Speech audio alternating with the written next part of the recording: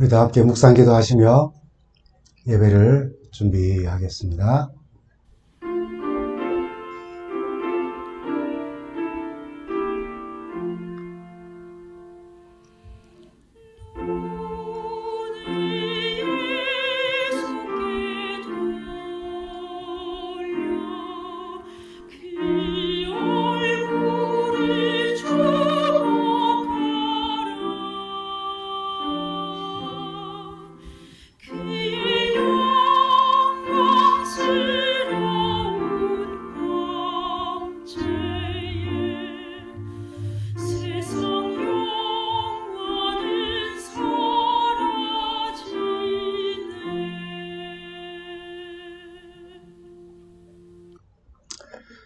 성도 여러분, 한 주간 잘 지내셨습니까? 오늘은 특별히 저 멀리 세인트루이스 교회의 성도들과 함께 온라인으로 예배를 드리게 되었습니다. 오늘 제가 전할 말씀은 세상의 빛이 되기 위하여 필요한 일이란 무엇일까라고 하는 그런 제목으로 말씀을 드립니다. 세상의 빛이 되기 위하여 며칠 전에 접한 뉴스 기사입니다. 한 장의 사진과 함께 그 기사의 제목은 하나가 1억짜리 금화 와르르 미 농장서 무더기 발견이라고 하는 그런 제목으로 기사가 실렸습니다. 기사의 내용은 켄터키주의 한 농장에서 1850년에서 1862년 사이에 주조된 금화와 은화 700여 개가 발견되었다는 뉴스입니다. 아마 남북전쟁 때 묻혔던 것으로 추정되는 이 금화와 은화는 그 하나의 가치가 약 1억 원에 달할 것이라는 그런 분석이 나왔습니다.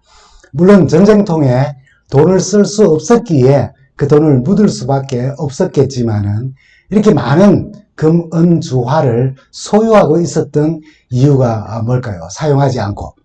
금이기 때문에 금화로서 몇 불 하는 그 가치보다는 그냥 금으로 녹여서 판매하거나 그냥 보관하거나 이렇게 하는 것이 훨씬 더 가치가 있기 때문입니다. 대학에서 경제학을 공부할 때에 그레샴 법칙이라고 하는 것을 배웠습니다. 토마스 그레샴이 한 말인데요. 그레샴 법칙이라고 해서 악화가 양화를 구축한다라고 하는 말입니다. 그 당시 제가 구축한다는 말을 더 강화시킨다라고 하는 의미로 잠깐 이해했던 그런 부끄러운 경험이 떠오릅니다. 16세기 우리 영국 당시 투더 왕조의 재무관이었던 존 그레샴이 한 말인데요. 쉽게 풀이하면 나쁜 화폐가 좋은 화폐를 몰아낸다, 없앤다라고 하는 그런 뜻입니다. 당시 영국 정부는 정부의 수입을 늘리기 위한 방법으로 세금을 걷어들이거나 더 올리지 않고 지출을 줄이려고 합니다. 그게 뭐냐면은 금과 은의 함량을 줄여서 주화를 발행하기 시작한 거죠. 금의 함량이 높은 진짜 순금화와 그 동이나 철 같은 것들을 섞은 합금주화를 여러분이 만약에 가지고 있다면은 물건을 사고 파는 일에 어떤 주화를 사용하시겠습니까? 당연히 합금주화를 사용하고 순수한 금화는 재산으로 아마 보유할 것입니다. 금의 함량이 아주 낮은 금화만 유통되면서 양화, 굿머니라고 하는 것은 유통에서 사라지는 것이죠. 우리나라에서도 과거에 10원짜리 그 동전이 구리 65%와 그리고 아연 35%를 섞어서 주조되었는데 동전 한 개의 액면 가치는 10원이지만은 그것을 녹여서 구리와 아연으로 분리하여 팔면 약 40원가량을 벌 수 있다는 것입니다. 그래서 10원짜리 실제 가치가 40원이 되니까 단속에도 불구하고 많은 사람들이 동전을 대량으로 사들인 뒤에서 시장에서 물건을 사고 파는 일에 사용하는 것이 아니라 녹여서 팔아서 큰 이익을 남기는 그런 범죄가 기승을 부렸다는 그런 소식도 있습니다. 요즘 실제 금, 은으로 주화를 만들어서 교환 수단으로 기념 주화로는 만들지만은 교환 수단으로 사용하지 않기 때문에 이 말은 화폐 또는 주화에 적용하는 일이 아니라 다른 분야에 널리 적용이 되고 있습니다. 이 허버트 사이먼이라고 하는 교수가 지식시장에 그레샴 법칙이 있다고 주장을 했죠. 1978년도에 노벨 경제학을 수상한 이 학자는 이 잘못된 경제 이론이 지식시장을 지배하고 있다고 이야기하면서 지식시장에 그리시안 법칙이 있는데, 그는 마치 악화가 양화를 이렇게 몰아내는 것처럼 거짓 지식이 옳은 지식을 몰아내고 있다고 그렇게 주장하고 비판을 했죠. 그보다 훨씬 이전에 제임스 프라이스라고 하는 학자가 있었습니다.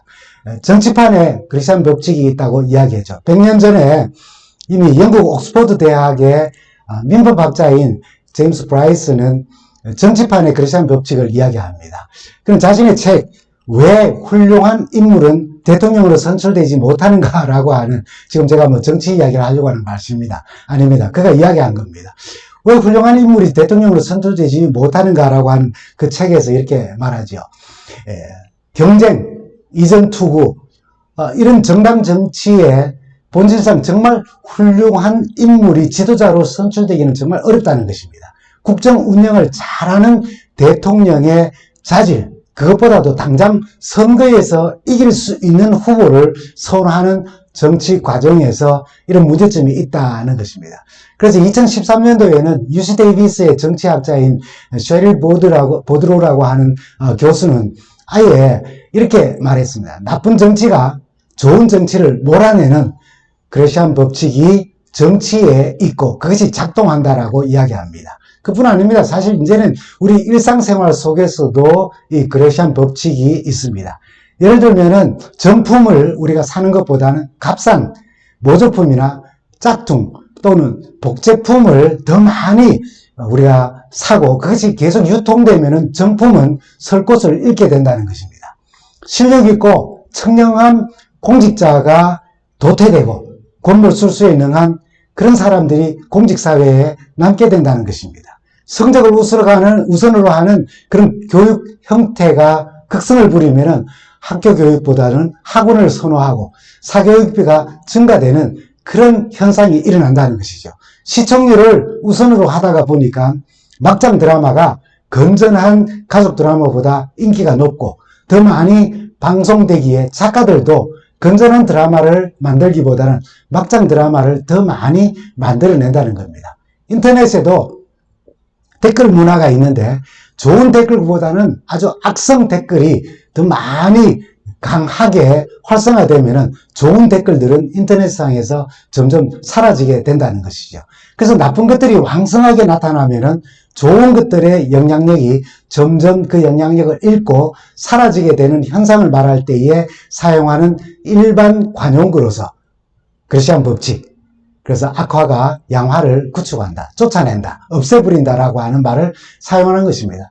여러분, 이것은 그냥 멀리 볼 필요 없습니다. 우리 일상생활 속에 나를 통해서도 나타내요. 나쁜 습관을 여러분 가지고 있으면은 그 나쁜 습관이 더 활성화되면서 좋은 습관은 내 삶 속에서 점점 사라지는 그런 경험들을 우리 하고 있지 않습니까?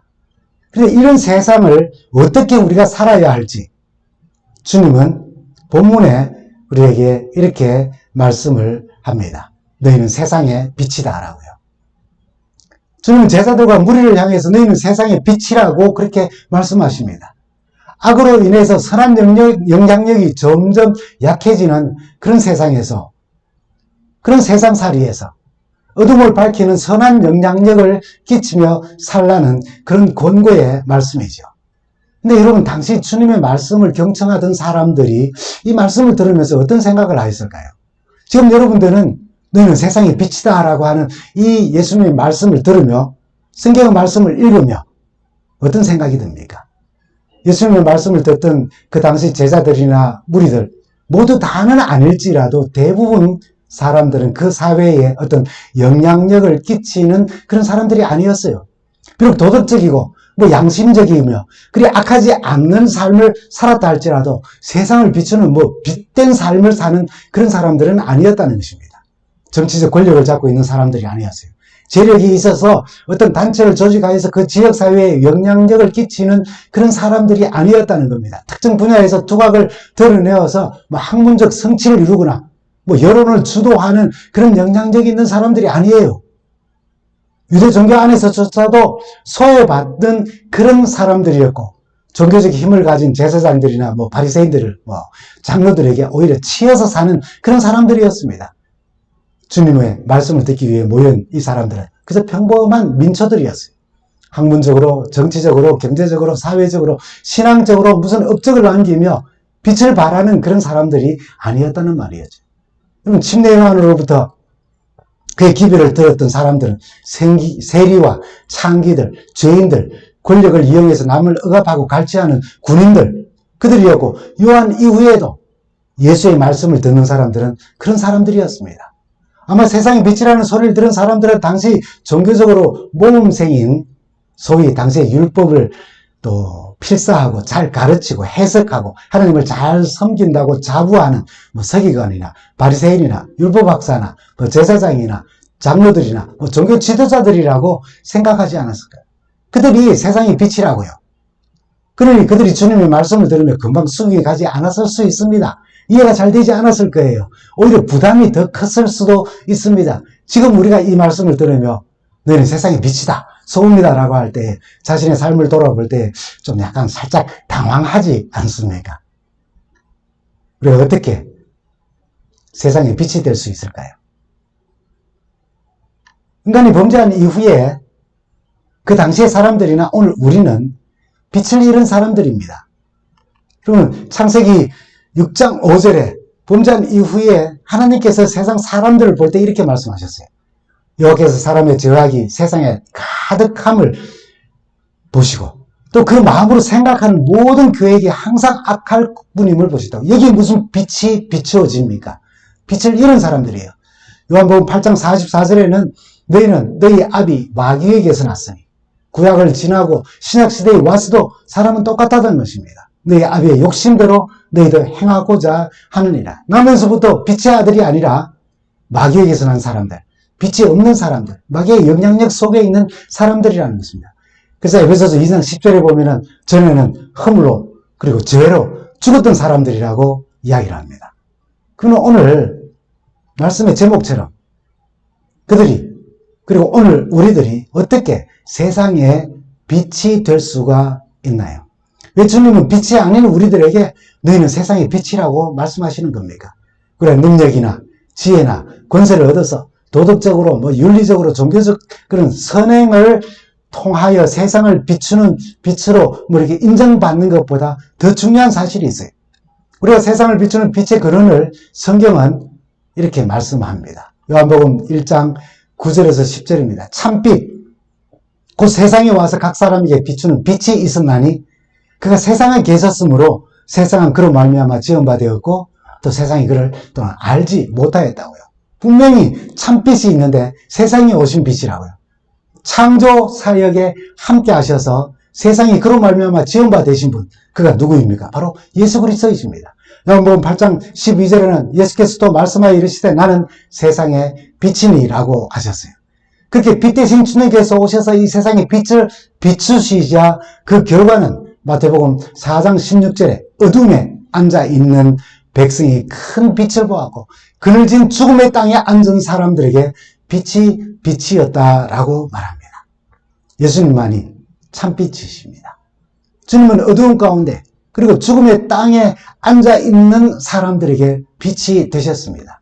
그럼 주님이 세상의 빛이신데 우리가 어떻게 세상의 빛이 되며 우리가 어떻게 세상을 비추며 빛된 삶을 살 수 있는 걸까요?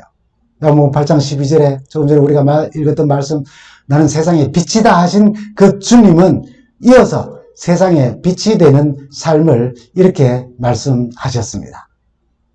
나는 세상의 빛이니 나를 따르는 자는 어둠에 다니지 아니하고 생명의 빛을 얻으리라 라고 하셨어요. 주님을 따름으로 우리는 빛을 얻는데 그 빛은 생명의 빛이라고 말씀하여요. 그래서 본문 마태복음 5장 16절에는 착한 행실로 주님을 따르는 모습이 나타나고 생명의 빛을 발하는 모습이 착한 행실로 나타난다고 말하는 것입니다. 주님은 빛을 잃지 않는 삶을 우리에게 권고하세요. 요한복음 12장 36절에 이렇게 말합니다. 예수께서 이르시되 아직 잠시 동안 빛이 너희 중에 있으니 빛이 있을 동안 다녀 어둠에 붙잡히지 않게 하라. 너에게 아직 빛이 있을 동안에 빛을 믿어라. 그러면 빛의 아들들이 되리라 라고 하십니다. 빛과 동행하며 어두움에 붙잡히지 말고 어둠의 자식이 아닌 빛의 자녀들이 되라고 말씀하세요. 그럼에도 그렇게 분부하심에도 요한복음 3장 19절에서 20절 말씀 보면 주님의 책망의 소리를 우리는 또한 듣게 됩니다. 정죄는 이것이 곧 빛이 세상에 왔으되 사람들이 자기 행위가 악함으로 빛보다 어둠을 더 사랑한 것이니라. 악을 행하는 자마다 빛을 미워하여 빛으로 오지 아니하나니 이는 그 행위가 드러날까 함이라. 빛보다 어두움을 더 사랑하니 빛을 미워하기까지 하면서 빛으로 향하여 오지도 가지도 않는다고 책망하신 것입니다. 어둠이 아닌 빛을 사랑하며 빛으로 향하여 가야 하는데 자꾸 어둠에 붙잡혀서 어둠 가운데 살아가는 사람. 그런 우리가 빛 가운데 살며 받은 빛을 비추며 나누는 삶에 대하여 요한은 세상의 빛이 된 우리의 모습을 또한 이렇게 묘사합니다. 요한에서 2장 9절에 있는 말씀입니다. 빛 가운데 있다 하면서도 그 형제를 미워하는 자는 지금까지 어두움에 있는 자요 라고. 그럼 반대로 읽으면은 형제 자매를 사랑하는 것이, 사귀는 것이, 마음 깊이 그들을 생각하는 것이 정말 쉽지 않은 경우가 참 많이 있지만은 조금씩 마음을 열고 미움을 내려놓고 주님과 동행함으로 얻는 그 빛을 용서와 받아들인가, 배려와 이해라고 하는 과정을 통해서 사귐과 사랑을 나누는 일이 바로 빛을 받아서 살아가는 사람들의 삶이라는 것입니다. 사도 바울은 당시 종들을 권면하며 종들도 빛 가운데 거하는 삶을 살 수 있다는 사실을 디도서 2장 9절과 10절에서 이렇게 말합니다. 종들은 자기 상절에게 범자에 순종하여 기쁘게 하고 거슬러 말하지 말며 훔치지 말고 오히려 참된 신실성을 나타내라. 이는 범사에 우리 구주 하나님의 교훈을 빛나게 하려 함이라고요.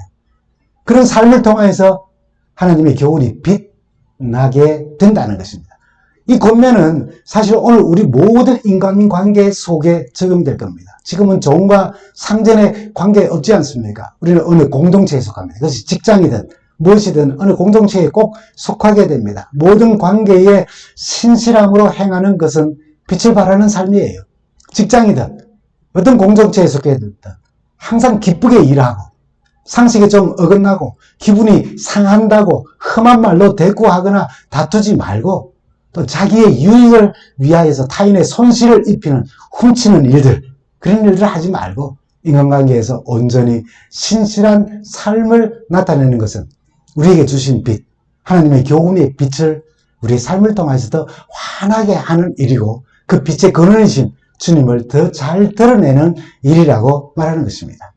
사도 바울은 또한 아주 중요한 빛된 삶에 대하여서 자신의 경험을 통해 이렇게 또 설명을 합니다. 사도행전 13장 47절에 있는 말씀입니다. 주께서 우리에게 명하시되 내가 너를 이방의 빛으로 삼아 너로 땅끝까지 구원하게 하려 하는 그런 사역에 부르셨다는 것입니다. 과거 이스라엘 백성들에게 이사야 선지자를 통해서 이사야 60장 1절에 일어나라 빛을 발하라 라고 그들에게 말씀하실 것처럼 이제 주께서 신약에서 바울을 부르시며 또한 우리에게 명하시고 내가 너를 이방의 빛으로 삼아 복음의 빛을 비추는 그런 일꾼으로 우리를 부르셨다는 사실을 다시 한번 상기하고 있는 것입니다.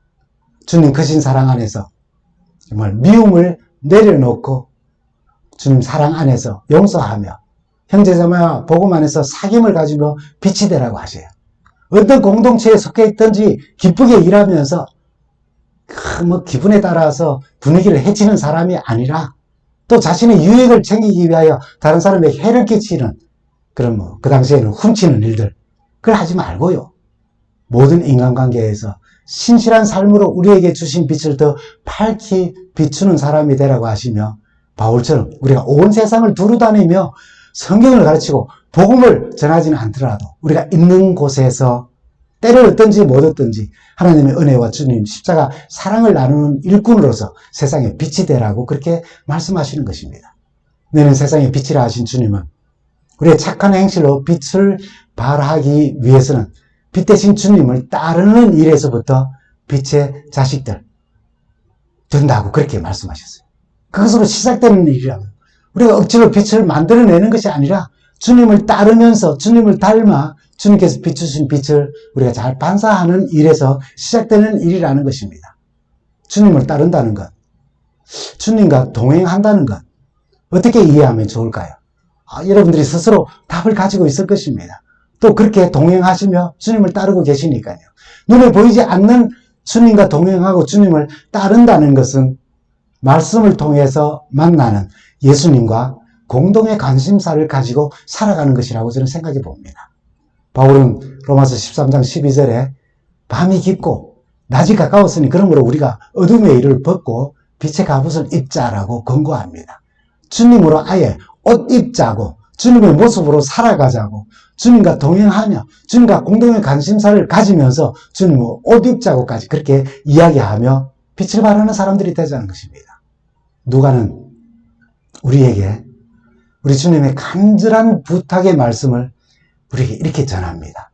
누가복음 11장 35절에 있는 말씀입니다. 그러므로 네 속에 있는 빛이 어둡지 않는지 좀 살펴보라고요. 얼마나 강한 열망과 열정으로 우리 빛 대신 주님과 동행하고 있는지, 빛 대신 주님으로 인해 우리의 미운 감정을 얼마나 내려놓으며 형제와 사귐을, 자매와 사귐을 가지고 있는지, 타인을 해롭게 하는 일을 멈추고 모든 인간관계에서 얼마나 신실하게 그 신실성을 나타내 보이고 있는지, 하나님의 사랑을, 십자가 복음을 다른 사람들과 얼마나 열심히 열정적으로 나누고 있는지, 그 빛이 어두워지고 있지 않는지 살펴보라고 말씀하신 겁니다. 여러분, 이 빛은 우리가 비춰야겠다는 결심으로 빛을 발하는 것이 아닙니다. 과학의 힘으로 빛을 우리가 많이 발견하고 또 발명했어요. 그래서 막 어둠을 우리가 스스로 밝힙니다. 그런 뭐 랜턴이나 뭐 지금 우리가 전등 아래에 있는 이런 것처럼 이런 것들이 있어요. 이것처럼 예수로부터 우리가 받는 빛도 그렇게 우리가 뭐 껐다 켰다 하면서 할 수 있는 것으로 오해하기 쉬운데 그건 다 외식입니다. 빛은 빛이 있음으로 스스로 존재함으로 세상을 밝힙니다. 그게 바로 빛의 특성인 것입니다. 억지로 그런 척하면 내는 그런 빛이 아니라는 겁니다. 마태복음 5장 14절부터 16절 오늘 우리의 본문 말씀이죠. 너희는 세상의 빛이라 산 위에 있는 동네가 숨겨지지 못할 것이요. 예, 빛이니까요. 그 빛이 가는 곳은 숨길 수 있는 것이 아무것도 없다는 것입니다. 사람이 등불을 켜서 말 아래, 그러니까 대박 속에 감추지 않는다면은, 그래서 등경 위에 둔다면은 집안 모든 사람에게 비친다고요. 16절에는 이같이 너희 빛을 사람에게 비치게 하여 그들로 너희 착한 행실을 보고 하늘에 계신 너희 아버지께 영광을 돌리게 하라라고요. 그리고 빛을 감추기 위해서 억지로 대박 속에 빛을 두지 않는다면은 온 동네도 집안의 모든 사람들에게 자연히 비치게 된다는 것입니다. 용서와 사귐과 인간관계의 신실함과 복음과 하나님의 사랑이 나누는 그런 착한 행실은 빛이 있다면은 그 빛을 통하여 저절로 비추게 된다는 것입니다. 여러분, 그럼에도 빛과 어두움을 두고 우리는 참 왔다 갔다 합니다. 어떤 때는 어둠 속에 있는 게 훨씬 편하지요. 뭐, 여러분 생각할 겁니다. 별 거니까 잠 못 자요. 라고. 그런 걸 이야기하는 거 아닌 거 알지 않습니까? 좋아했다, 싫어했다, 가까이 했다, 멀리 했다. 그렇게 하고 있지 않습니까? 여러분, 이 밸런스 게임이라고 하는 거 들어보셨죠? 왜 이런 이름이 붙여졌는지 잘 모르겠습니다만 TV 예능에 두 남녀를 두고 사귈 때에 서로 얼마나 잘 맞는지를 알아보기 위해 서로 대조되는 두 어떤 뭐 물체라든지 아니면 일이라든지 그런 것들을 불러주고 동시에 말하게 하여서 선택하게 하여서 서로의 취향이 어떠한지 잘 맞는지 알아보는 그런 게임입니다. 이 게임 이름은 낯설지만 내용은 우리가 다 잘 알고 있는 게임이죠. 다시 여러분 한번 보십시오. 뭐 이런 것들입니다. 짜장면이냐 짬뽕이냐. 그럼 하나 둘 셋 하면은 한쪽에서는 짜장면하고 한쪽이 짬뽕 하면은 이거 취향이 서로 다른데 그렇게 합니다. 비빔냉면이냐 물냉면이냐. 뭐 여름이냐 겨울이냐. 또 산이냐 바다냐. 또 삼성이냐 아이폰이냐. 또 사진을 찍어주는 거에 더 좋으냐 아니면 사진을 찍히는 모델처럼 사진 찍히는 게 더 좋으냐 이런 것들입니다. 조금 심각한 질문입니다. 매달 500만 원으로 100살까지 살래? 아니면 매달 1000만 원으로 50살까지 살래? 뭐 이런 것들입니다. 둘이 동시에 대답하게 해서 취향이 맞는지 안 맞는지를 알아보는 뭐 이런 게임이죠. 이런 대조는 그냥 살면서 편리해서 좋아해서 선택하는 기호의 문제일 뿐입니다. 좋고 나쁨의 어떤 문제가 아니죠. 그러나 여러분 이런 가정을 우리가 한번 해봅니다. 지금과 내가 마주 앉아서 하나님께서 지금 단어를 우리에게 던져줍니다. 그렇게 밸런스 게임을 한다고 한번 생각해 보십시오. 빛이냐 어둠이냐. 주님과 제가 앉아서 지금 우리의 취향을 서로 맞춰가 보는 겁니다. 빛 가운데 거하는 게 좋으냐 어두운 가운데 거하는 것이 좋으냐. 주님과 동행하는 것이 정말 좋고 그렇게 하기를 원하고 그렇게 하고 있느냐 아니면 사탄과 지금 동행하느냐. 세상을 빛으로 환하게 하며 살기를 원하느냐 아니면 세상의 이 어둠을 더 어둡게 하면서 사는 것이 더 좋으냐라고. 그럼 지금 우리가 빛이냐 어둠이냐라고 하는 것은 기호, 취향의 문제가 아닙니다. 재미로 하는 게임이 아니라는 겁니다. 절대적인 것이고 생명의 문제인 것입니다. 주님은 빛을 좋아하냐 어둠을 좋아하냐 빛 가운데 거하기를 좋아하냐 아니면 어두운 가운데 거하기를 좋아하냐 아니면 아주 중대한 질문을 우리에게 하고 계신 겁니다. 하나님께 속하여 하나님의 뜻을 이루며 살 것인가 아니면 사단 마귀에 속하여 사단의 정신을 가지고 어둠의 자식으로 이 세상을 살 것인가를 아주 심각하고 중대하게 생각하며 돌아보라는 겁니다. 그래서 주님은 말씀하셨죠. 뭐라고요? 누가복음 11장 35절에 네 속에 있는 빛이 어둡지 않는지 좀 살펴보라고요. 여러분들은 어떤 것이 여러분 속에 있는 빛을 어둡게 만듭니까? 제가 국민학교 다닐 때에 남해 섬에 사는 사촌이 대구에 있는 저희 집에 놀러 왔습니다. 근데 이놈이 주머니를 살짝 열어서 그때 당시에는 아주 거금을 보여주면서 자랑을 했어요. 제 눈이 확 뒤집어졌습니다. 그렇게 큰 거는 그 당시까지 제 일생에 처음 보는 돈이었어요. 사촌을 데리고 좋은 거 구경하러 가자고 꼬셔서 나갔습니다. 당시 과학교재사, 문방구하고는 조금 더 성격이 달랐죠. 여러 가지 조립품들을 이렇게 판매하는 곳이었습니다. 제가 정말 갖고 싶은 것이 있어서 그걸 구경하러 갔어요. 모터가 달린 지프였습니다. 물론 얇은 판자가 있고 그것을 본드로 붙이면서 이렇게 뭐 다 잘려져 있는 겁니다. 근데 이제 그 바닥에 바퀴와 그리고 모터가 이렇게 달려 있었어요. 그때는 리모컨이 없어서 한번 그것을 다 본드를 붙여서 조립을 다 하고 이제 그 차를 이렇게 뒤집어 그 밑에 있는 그 모터의 스위치를 온으로 딱 켜서 땅바닥에 놓으면은 그냥 직진을 그냥 막 어디 부딪혀서 뒤집힐 때까지 그냥 꽝 하고 소리를 내면서 달려갑니다. 앞바퀴를 좀 삐딱하게 이렇게 꺾어서 돌려 놓으면은 그리고 모터 스위치를 켜고 땅바닥에 이렇게 놓으면은 뱅글뱅글 계속 돕니다. 그 모터에 달린 이 배터리가 빨리 달지 말라고 몇 바퀴 돌면 또 버뜩버뜩 죽고 그렇게 했던 거죠. 사촌에게 계속 제가 말했습니다. 멋있지? 진짜 좋지 않냐? 야, 진짜 멋있지? 멋있지? 계속해서 사촌에게 구매 충동을 일으켜 주었습니다. 결국은 그걸 사고 말았습니다. 그 돈의 출처를 고모님이 어렵게 저희 아버님께 전화를 통하여서 제가 알게 되었습니다. 고모님이 남해에서 조그만 마늘밭에서 일하시며 번 돈을 사촌에게 지어주며 대구에 그 준이 집에 계시는 할머니에게, 이 준이는 저를 말합니다. 할머니 집에 잘 전하라고 그렇게 하신 거예요. 근데 그 말은 입 밖에도 내지 않고 돈 자랑만 했기 때문에 비록 어렸지만은 그 거금을 보는 순간 내 속에 있는 빛은 어두워지기 시작한 겁니다. 사촌을 꼬셔서 할머니에게 전할 돈을 모터 달린 지프를 사는데 사용하고 말았던 겁니다. 여러분, 이 뭐 우스갯소리를 들을 수 있어요. 지금도 여전히 제 속에는 제 마음속에 있는 빛을 어둡게 만드는 일들이 참 많이 있습니다. 여러분들은 어떠합니까? 이렇게 연약한 우리가 세상에 빛이 되기 위하여 어떻게 해야 할까요? 주님이 우리에게 빛을 비추셔서 그 빛을 우리가 반사하는데도 우리 삶이 빛이 된다는 것이 참 어려운, 빛을 어둡게 만드는 많은 것들이 외부로부터 오고 또 우리 안에 있는 것입니다. 빛이 주님이시고 주님으로부터 오는 것이기에 우리가 빛을 바라며 비추며 행동하기 이전에 꼭 우리가 선행되어야 할 일이 한 가지 있는 것입니다. 시편 118편 27절에 있는 말씀입니다. 여호와는 하나님이시라. 그가 우리에게 빛을 비추셨으니 밧줄로 절기 제물을 제단 뿔에 멜지어다. 빛을 비추셨다는 것과 제물을 제단 뿔에 매라는 것입니다. 구약 성소의 번제단 네 모퉁이에 뿔을 설치했어요. 보기에 좋아라고 한 것이 아닙니다.